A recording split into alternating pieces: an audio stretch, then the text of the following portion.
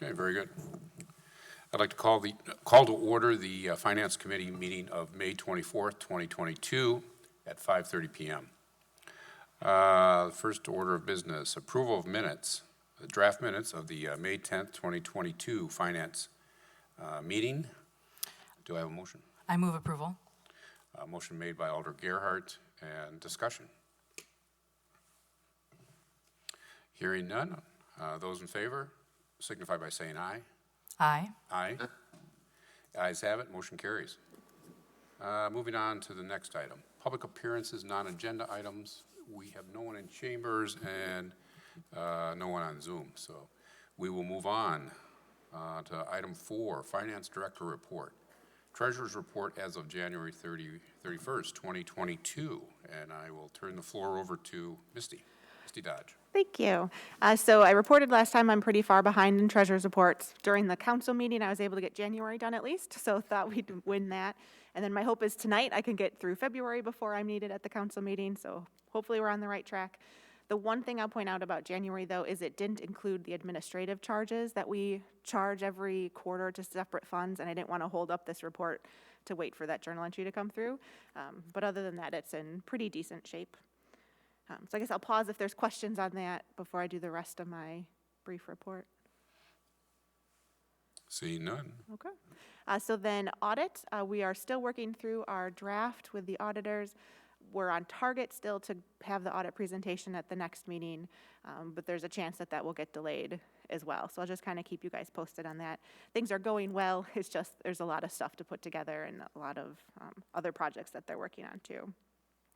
And then for CIP, working with the mayor on what that proposed CIP is going to look like. It gets released to all of you on June 10th. And then tomorrow you have me at the Committee of the Whole, where we'll talk about kind of the CIP process, but more so the financial policies that we have and where we kind of ended the year at with those.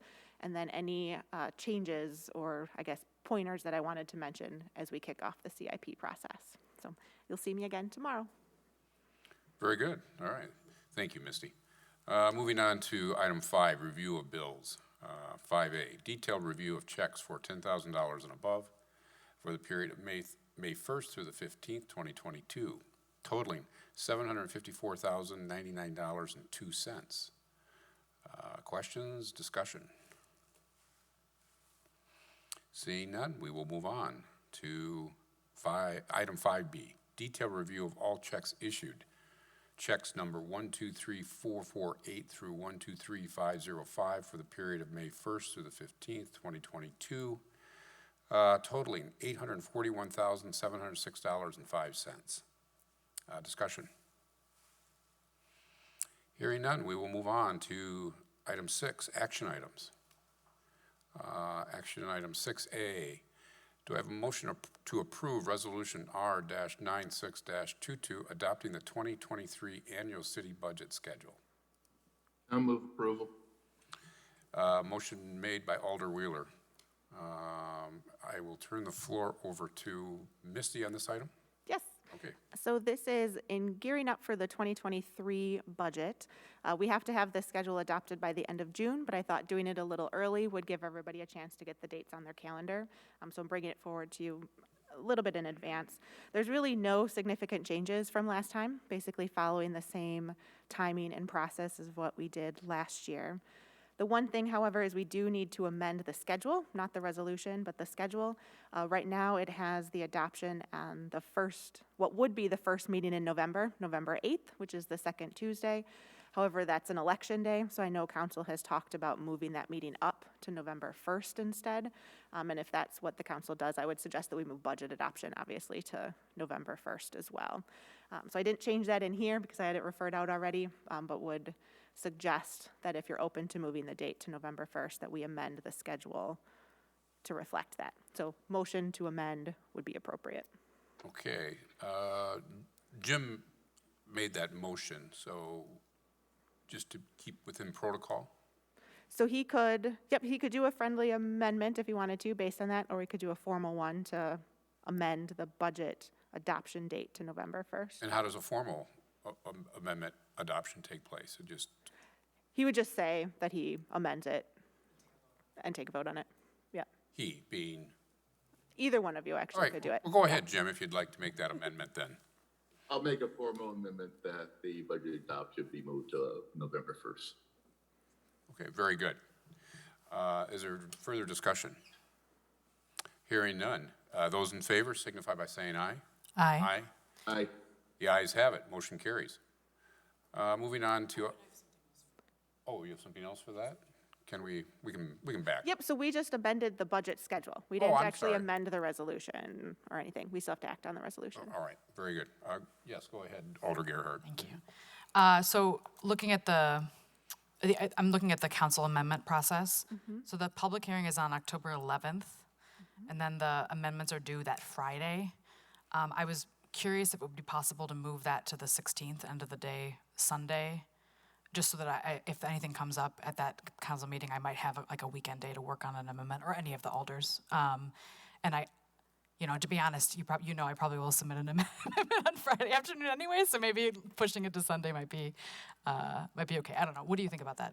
So my concern is that there's less than a week then for me to put those amendments together too. So I always help the council making sure that their amendments are clear and that the budget piece of it's filled out. And then more so too, the department heads would have a chance to do a staff memo. So I'm a little nervous about making that be just 3 days because it has to be to the packet on that Thursday. Yeah. But if that's council's wishes, we could not do that review process. We could just submit whatever the amendments are as they are. But I'd be hesitant to do that. Yeah, I don't think that's going to work, because for ARPA TID, that was a little bit did less go well. formal. It was kind of, nebulous, but for this, it's way too important to not have that staff feedback. So I'll let it be. Okay. Okay, very good. Further discussion? So now we're voting on the actual resolution then, On the resolution, yep. yeah, as amended. The resolution's not amended, just the schedule's amended. Okay. Yes, and it's weird. Yeah, all right. So those in favor of approval of Resolution R-96-22 signify by saying aye. Aye. Aye. The ayes have it, the motion carries. Okay, now we're moving on to 6B, correct, Misty? Yep. Okay, very good. Do I have a motion to approve Resolution R-97-22, amending the 2022 Library Fund budget, outreach LTE staff? I move approval. Motion made for approval by Alder Gerhart.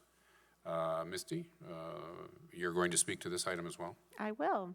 So in the 2022 budget, there was not the outreach LT positions included, mostly because of COVID. We weren't sure what outreach activities were going to be able to be done. Also, the outreach librarian position was vacant at the time. So again, just a lot of uncertainty about what outreach activities was going to be completed. Since the budget was adopted, we have hired a new outreach librarian that is ready to go, wants to do a lot of really great outreach activities, including with the town of Madison stuff. There's going to do some activities out in Southdale. But in order to do all of that, she needs some help. So 2 outreach LTE summer positions are being proposed, and the Friends of the Fitchburg Library has agreed to pay for the cost of those. So they will give us the $4,000 to hire those 2 part-time LTE summer outreach people. Okay, very good. Discussion from the committee. Hearing none, I'll place the motion before us to a vote. Those in favor signify by saying aye. Aye. Aye. Ayes have it, motion carries. All right, moving on to action item 6C.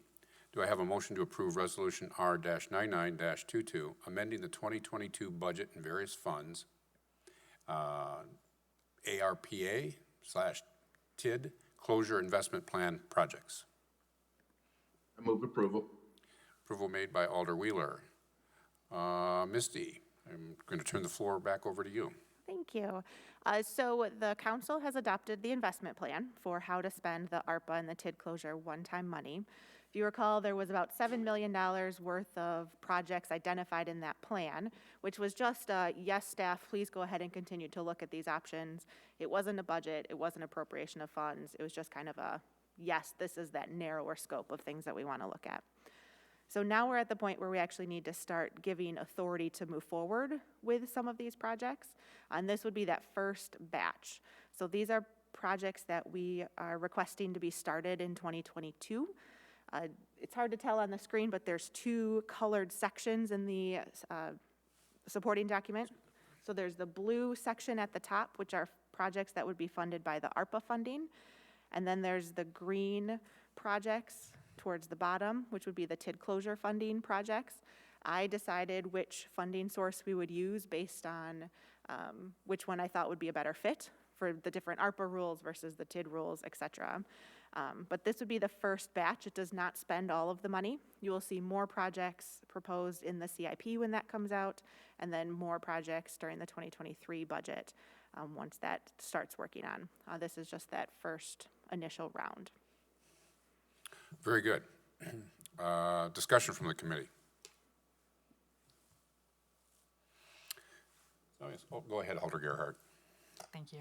I just have one item that I was curious about. So the permanent particle barriers, is that primarily a COVID, like, you know, or like a disease transmission issue, or is that more of a security measure? Because I thought I heard both justifications, and I'm curious what the justification is. I think it is both.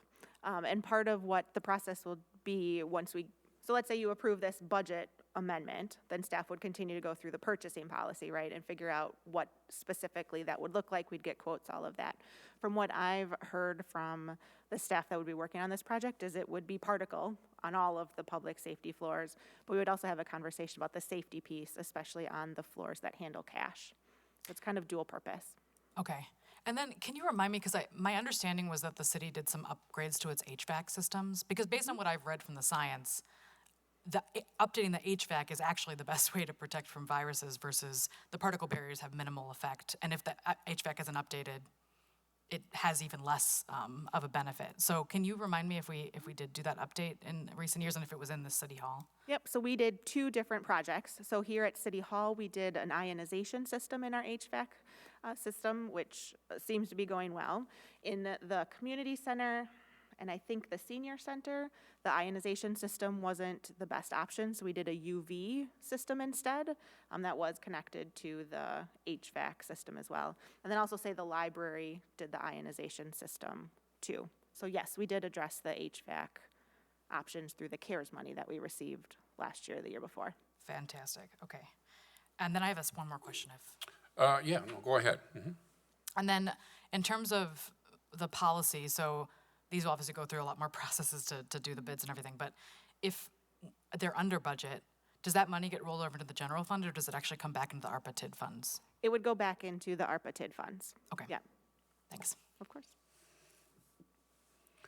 Very good. Further discussion? Hearing none. I'll place the motion before us to a vote. Those in favor signify by saying aye. Aye. Aye. Ayes have it. Motion carries. Moving on to item 6D. Do I have a motion to approve Resolution R-101-22, approving the 2022 City Transit Plan and Network Redesign Plan? I move approval. Approval made by Alder Gerhart. And Andrew, I suspect you're going to speak to this item. Yes, thank you. Very good. Go ahead. Yeah, so this is kind of a 3-parter. This approves both the generalized framework, the 2022 transit plan, which includes the network redesign that Madison Metro is currently undergoing, and some specific amendments to that base network that they recommended. So I'm happy to go through all those. There's a great kind of evolution of these as we went along, and lots of different engagement efforts. And so I'm sure there's lots of questions. I could run through the individual items if you'd like, but otherwise I could just be here to answer questions.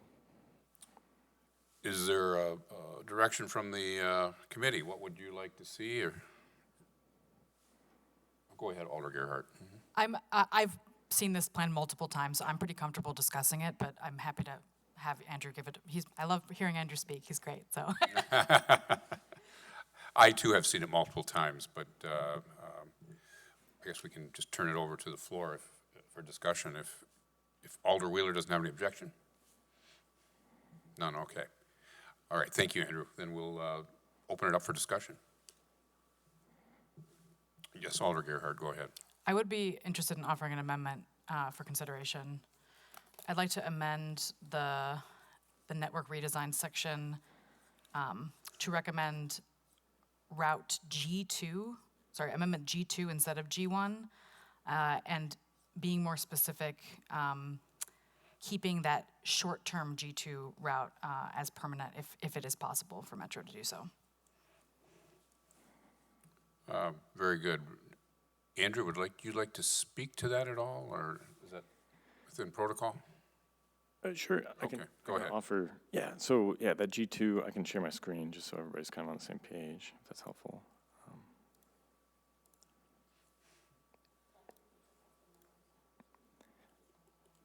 Yeah, I can also share that. So specifically, I think that Alder Gerhardt is talking about this G2, which would replace the G1 option.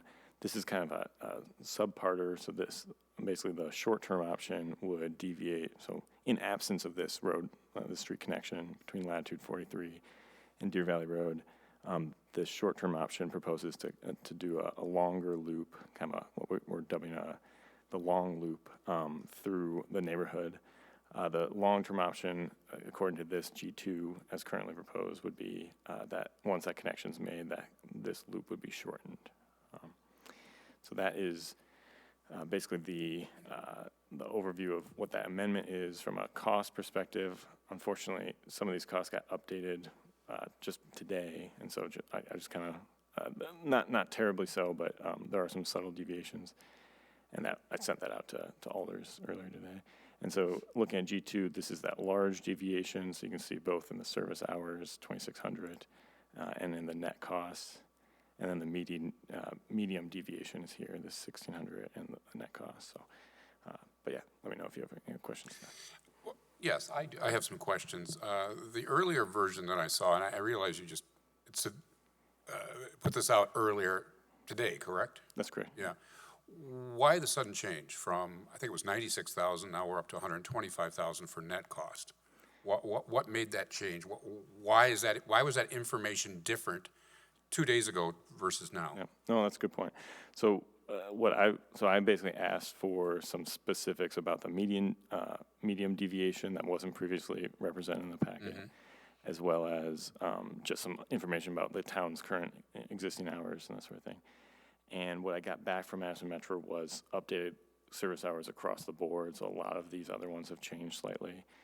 So basically, they reflected some additional assumptions, basically some conservative approaches, so that in the service planning, when inevitably, they get the entire network and they have to either add buses or kind of change things around, they have a little bit of capacity to do so without kind of underselling it. So that was basically what I got from Madison Metro just today when I asked for some of these specific hours. So I think they just want to be reflective once they gave those to be kind of apples to apples of the new cost. But Sure, and I appreciate your answer and updating us as of today, and not pointing the finger at you, but because you're just relaying this information. But I'm a little frustrated that it seems as if we deviate too much from what they are proposing, the target becomes very moving, and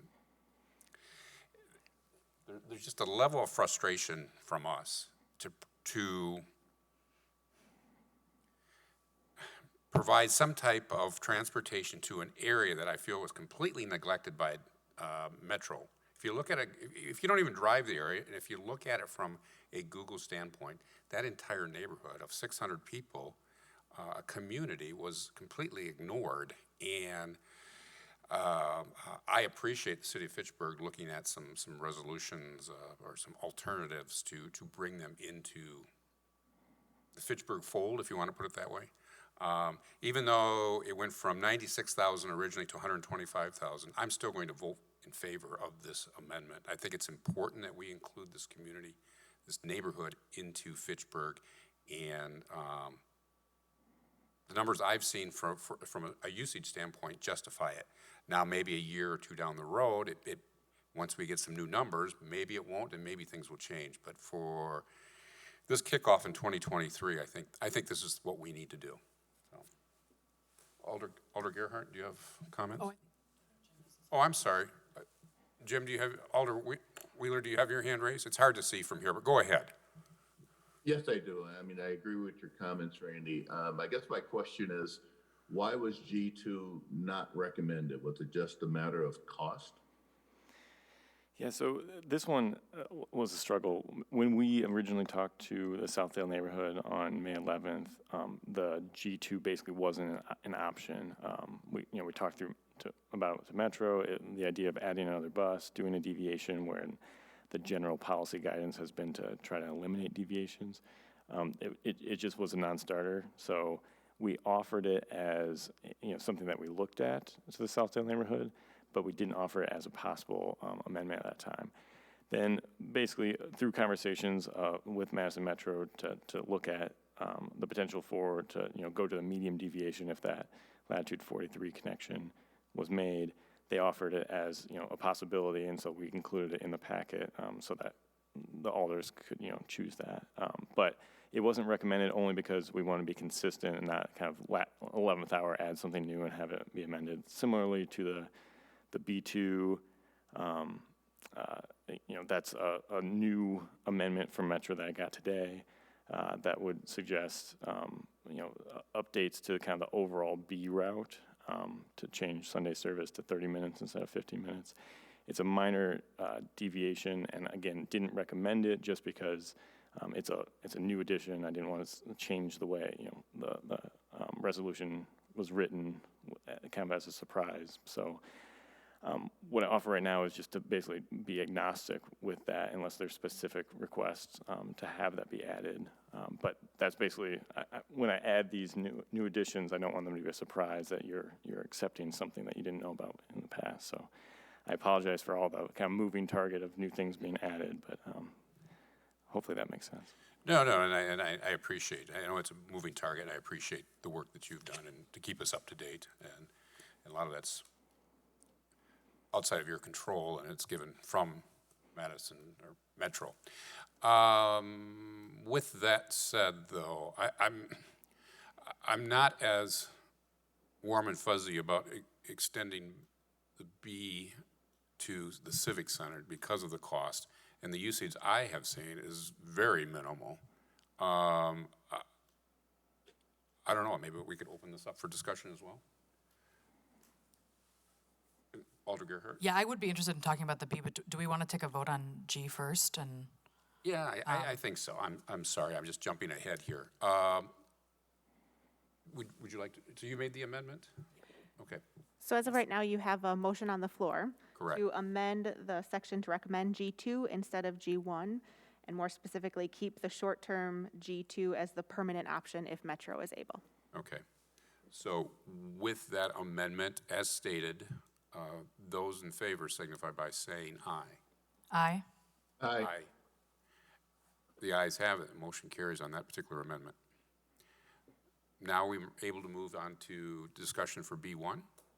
And then before I do that, we should probably have Andrew speak to it as well. So if you could. Yeah, sure. This is the route from Fish Hatchery down to the Civic Center, or where City Hall Library sits, and Senior Center, correct? That's correct. Yeah. So currently the B route, obviously it extends into Madison, but as it comes down in Fitchburg, it crosses over via Badger to Fish Hatchery Road, into Fish Hatchery Road, down to Hatchery Hill, and then turns around. This Route B amendment would extend from Hatchery Hill down to the Civic Center campus, approximately 1.6 miles, and then do a loop and come back up. Excuse me, is that 1.6 miles one way? One way, exactly. Okay. Yeah. And so, we looked at some other options, for example, going to half-hour service, but unfortunately that wasn't viable just because it would the extra bus would kind of every other bus would start to merge together, so that we wouldn't really get that half-hour service benefit. So, sorry, I didn't explain that well, but I can revisit that if you're interested. And so, I'll just mention, it adds, I think the latest estimate is up to 7,000, up from 5,600 previously, hours to Fitchburg's annual service hours, and the resulting cost would be roughly $340,000. Okay.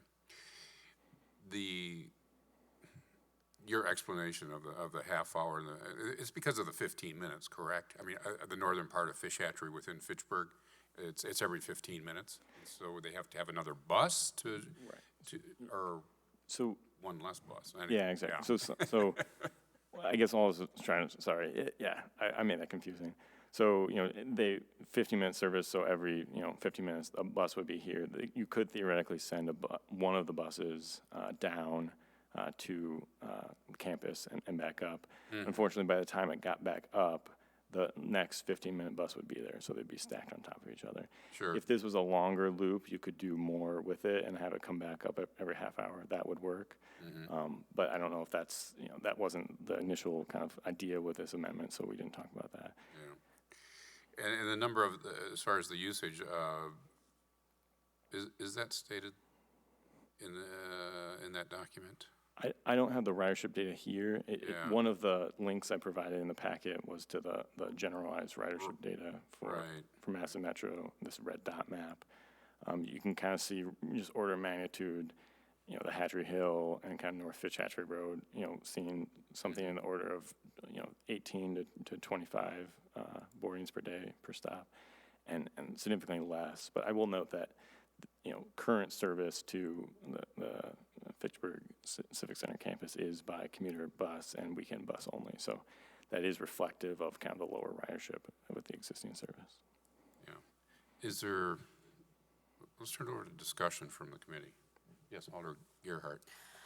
Yeah, I agree that this is not something that seems feasible at this point in time, but I would like to continue having conversations about adding this possibly in the near future, because if it sounds like we could send it farther down the road, and maybe maybe we send it to the Novation Parkway for all the businesses down there. Maybe we send it farther into a potential park and ride.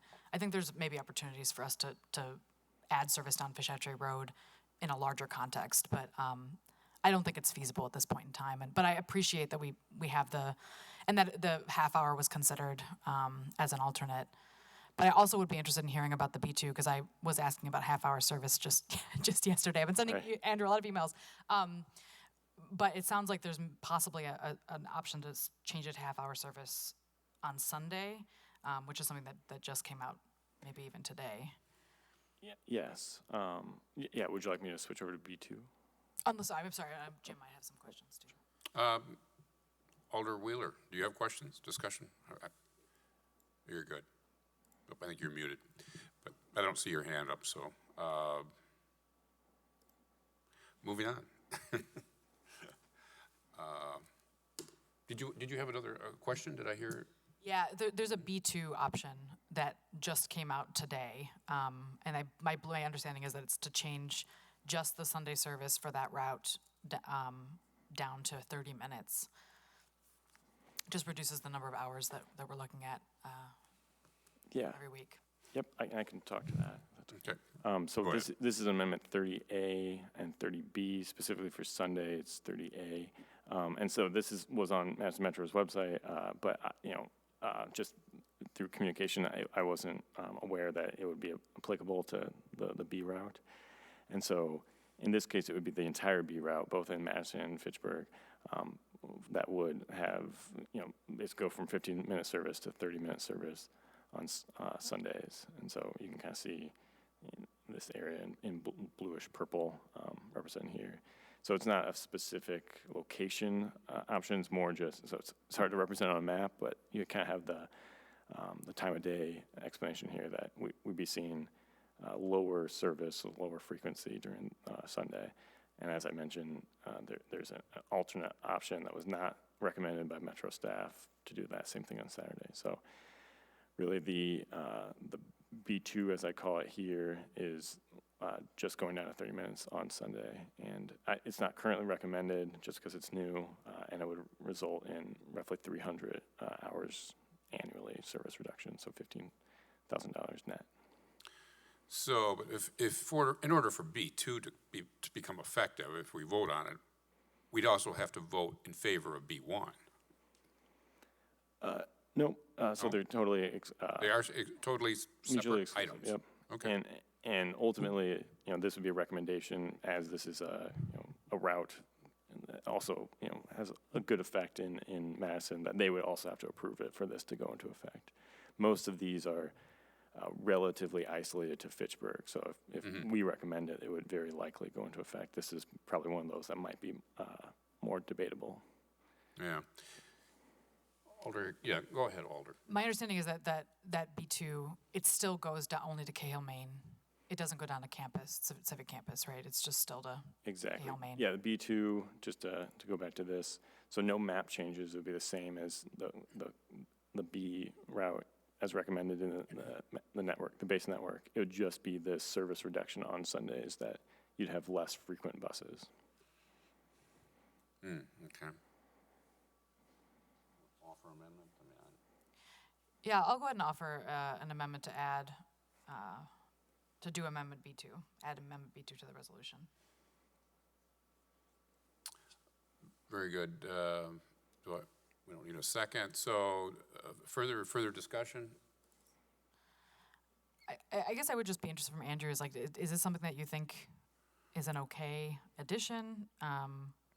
Does Metro, do you have a recommendation, in your opinion, as a transmission engineer? You know, either way, 300 hours is not, it's not going to break the bank. I think in this case, it's, you know, you're likely to see less utilization on Sundays, so it makes sense to vary that with the lower frequency. So I think it makes sense to include it, especially as we're looking to, you know, have savings to do some other things. So I think it's logical, but really either way would be appropriate. Okay. Alder Wheeler, anything? No questions.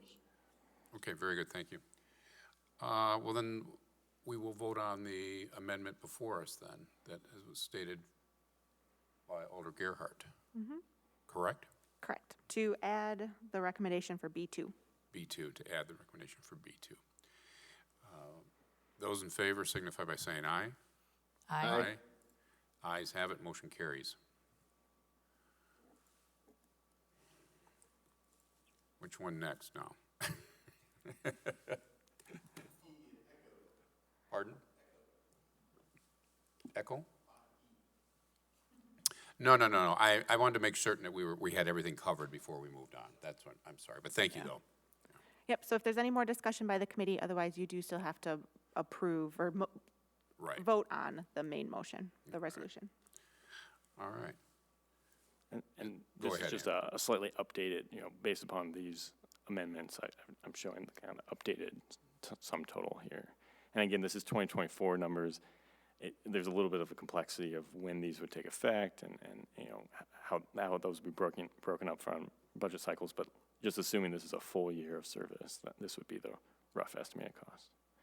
Right, when you said when they would go into effect, but it would be 2024, approximation June, and are you saying that those numbers could change again? No, sorry. I'm using 2024 as a full year because this will take effect in mid-year 2023. But I just want to be specific with some of the nuances with G2, and if, you know, and granted, I think tonight you guys are talking about having a large deviation kind of long-term, so that really shouldn't take effect. So Sure. theoretically, this is a full year of this Correct, service hour. okay, all right. So then, is there further discussion? Otherwise, we'll vote on the underlying amendment, I guess, or resolution, correct? Yep, okay. Hearing no further discussion. Those in favor of approving the underlying resolution with the amended, amendments added, signify by saying aye. Aye. Aye. The ayes have it, motion carries. Now I can move on to 6E, correct, Scott? Thank you, I just like to banter with you. Do I have a motion to approve Resolution R-109-22, preliminary assessment resolution for the 2022 Lacey Road sanitary sewer and water main improvements, and this is a direct referral. I move approval. Alder Wheeler, motion to approve. And I'm guessing, Why don't I start it? Okay, And then okay. Andrew can obviously answer questions if we have any, because he's the Public Works rep for tonight. okay, very good. So we've done a few of these special assessment resolutions in the past. This is another new project that would include an assessment to the benefiting property owners. This is the preliminary special assessment resolution, and it's for the Lacey Road sanitary sewer and water main improvements. If you approve this resolution tonight, you would then direct the Public Works staff to put together the engineer's report. They would go through the project, and then at the end of the project, once all the bills are paid, they would then do a final special assessment resolution that would come through council that would actually place those special assessments as a lien on the property. Very good. Andrew, anything to comment, to add? Nope, Misty did a great job. This is in combination with the Cyene Road project and the Lacey portion of that. So. This is the portion between Cyene and, for the most part, Haight Road? That's correct. The roundabout, correct. All right, very good. Discussion from the committee. Hearing none, we will place the motion before us to a vote. Those in favor signify by saying aye. Aye. Aye. The ayes have it, motion carries. Moving on to item 6F. Do I have a motion to approve Resolution R-123-22, amending the 2022 general fund budget, assessor contractual services, and this is a direct referral? I move approval. Approval made by Alder Gerhart. And I'm going to start this one too. And Very good. obviously, City Assessor Mercer is here if there's additional questions. But ultimately, what it is there's an important position in the assessing department, the commercial assessor. That person has resigned. But it's a very important time in the assessing department right now while they're trying to wrap up the role and figure out what everybody's assessments are going to be so that we can move on to the open book and board of review processes. So it's a very busy time, not a great time to be down a commercial assessor. So this budget amendment would allow us to hire a contracted short-term LTE, or not an LTE, but it's a contracted assessor specifically for the commercial place to help them get the role completed. There will be some overlap with our hopeful new hire for this position, but we really want to make sure that we can get moving. We're already a little bit behind in where we should be at this point in this process. We can pay for it because there are 3 other positions in the assessing department. There's a residential appraiser, an appraiser, and a technician. All 3 of those are currently filled with a technician level employee, so they're what's called underfilled, and we can use the savings from that current underfilling to pay for this short-term contract to get us through. very good. Discussion, Alder Gerhart. I think this sounds great. It's nice that it comes in under budget, but it's unfortunate that it comes under budget because you're so short-staffed, so not great, but at least we're able to make it happen. My one question is, it's a very specific amount for a very specific amount of time. It's possible that obviously we might not be able to fill it in that period of time for the contractor, and we might need to extend that contract theoretically if someone's able to do that. Is there any way to build flexibility into this to continue using some of that fund at staff discretion rather than having to come back again and again and again if they need to extend it? So the city assessor administratively could have about $5,000 worth of a difference, but the amount that we're talking about here is what we believe they would need to finish it all the way through. Okay. So we don't believe we would need more than that, but we do have that $5,000 cushion if we needed to do more. Great. Thanks. Appreciate the thought, though. Thank you. Very good. Additional discussion. Hearing none, I'll place the motion before us to a vote. Those in favor signify by saying aye. Aye. Aye. Aye. The ayes have it, motion carries. Moving on to item 7, announcements. Our next Finance Committee meeting is scheduled for June 14th, 2022. Do I have a motion to adjourn? So moved. Motion to adjourn made by Alder Wheeler. Discussion. Hearing none. Those in favor of adjournment signify by saying aye. Aye. Aye. Aye. Ayes have it, motion carries. We are adjourned at 6:09 PM.